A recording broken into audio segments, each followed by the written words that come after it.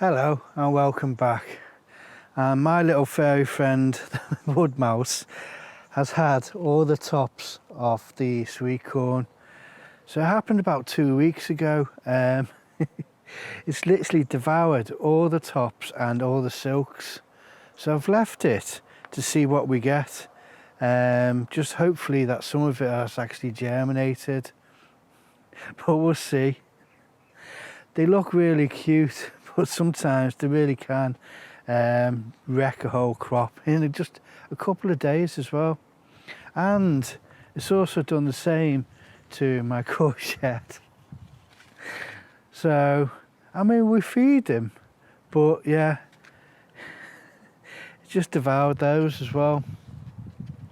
Right, so what I'm going to do is I'm going to take off all the cobs and let's see what we get. And in the meantime, yesterday I harvested some turnips, parsnips and beetroot. So here's the clip from that. So as you can see, it's just literally taking out all the top and also the silks. So there's no way for that to get germinated now. And it's on every one of them. He's just devoured them. You know, that's the actual top there and the last of the silks. And then this is the courgettes it's had as well.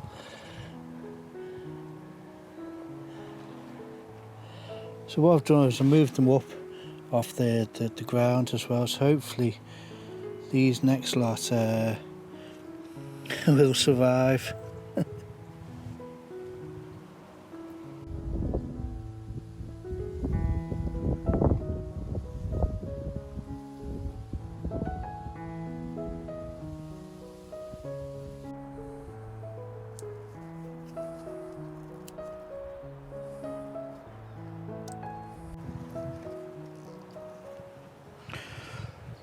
Right, so what I've also been harvesting is these are the abundance, I think it's a haricot bean. Now I'm presuming once they turn yellow, from green to yellow, I'm presuming they're ready. So what I'm going to do is just depod these and stick them in the freezer. But let me know, am I harvesting these at the right time? There's no information to actually find out when to harvest them. You know, obviously you can leave them till they go dry, but I just want to harvest them now to hopefully encourage more of the flowers to set. Right, let's have a look at these sweet corn. Right, there you go. These are completely devoured at the top. Let me just show you. Hopefully that's focusing in. I mean, we've got a whole load of wood lice in there now as well. It's not very pleasant. So that's definitely 1-0 to the wood mouse. It's completely devoured. Every one of them has had the tops nibbled off, which is a bit unfortunate, you know, because last year we had not too bad germination. We were a bit like that whether we were going to grow sweet corn again, but then we tasted it and it was really nice.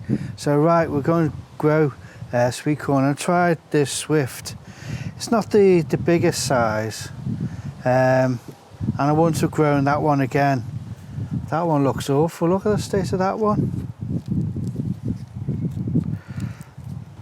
It's just full of wood lice in there as well. So yeah, where was I? I'm waffled again, haven't I? Yeah, we really liked it, so we thought, right, we'll grow some more again. But I think this is going to be the final year of growing sweet corn. You know, every time something gets eaten and we think, right, what can we grow instead? And that's what I'm doing. I'm trying to learn to live with the wood mouse. We got newts, frogs, toads, hedgehogs, and then all the various birds. What I'm trying to do is to learn to garden and to grow veg with them. And not only just feeding them, but feeding ourselves.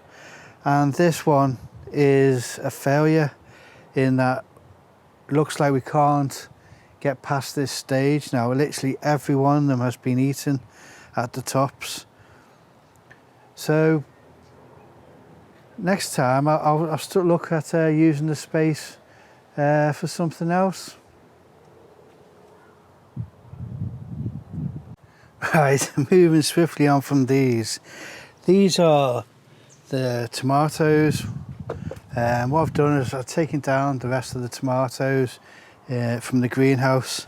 So that's not too bad for the last bits. What was happening was the blight was just going directly into the tomatoes. I just started to really lose quite a few. So I thought, right, take them down. And these were all ripened up very quickly, and these were all green when I took them down, so they're starting to ripen up now. So that now means I've got quite a bit of space in the greenhouse. And what I'll do is I'll show you the seedlings, how they're doing now as well. But first, if you remember in the last video I said I took some cuttings, and these are, let me just move these out the way. It feels like blue Peter's, one prepared earlier. So these are the cuttings that I took. And I found it quite interesting.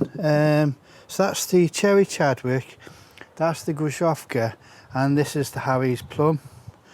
Now the Grushovka has got all the roots coming off it, and so is the cherry Chadwick. But what's interesting about the plum one is it's only on where the leaf nodes are, very long roots. So I need to remember that for next year, is I need to have a good size cutting with quite a few leaf nodes on there, and then be able to bury that right the way down. So what I'll do is I'm going to still pot these on now and just monitor and see how they go. It's not to actually, well, I don't know, I may actually get some tomatoes off them. I'm not expecting anything, but it's just interesting to see so that I can learn for next year. Right, I know I've said I'm not expecting any tomatoes off these, but this is a clip from I think it was November 21. We had a frost. I figured that I could probably get away with -2 outside the greenhouse.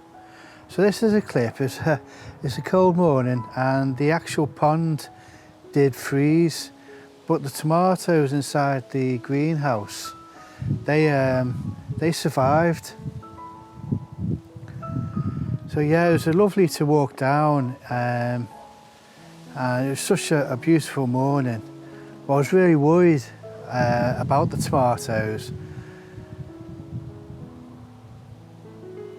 And as you can see, the pond is frozen over, and also there's frost on the outside of the windows in the greenhouse.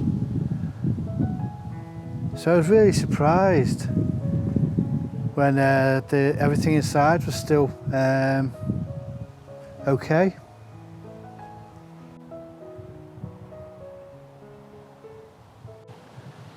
Right, so let's have a look at the seedlings in the greenhouse now. Right, before I show you the seedlings, if you are still watching, thank you. It's very much appreciated. And if you could like, subscribe, share this video, or make a comment below, it really would help. Right, so it really does feel really spacious once you take out the tomatoes. So what I'm going to do is put in the shelves back in here and here, and then I'm going to slowly pot these onto the 9cm tubs. I mean, I've already done that for the Chinese cabbage and they're doing really well.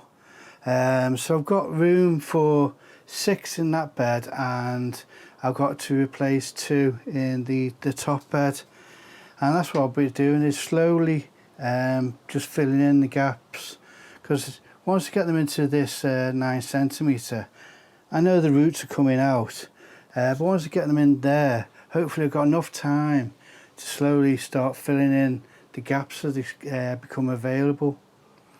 And what I will be doing in here is filling these gravel trays with compost, and I'll be using those as well as the front of the beds, and also on the shelves.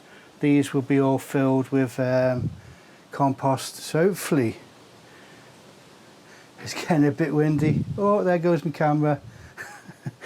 Hopefully I can then get all these going, because I've also the peppers, they're starting to ripen up now. So hopefully I'll also have the mini greenhouse come available within the next month or so, so I can get quite a lot of these in sheltered areas to grow, as well as outside, because that's what I'm going to do with all the spinaches. Most of the spinaches will be outside filling up the beds as the old crops.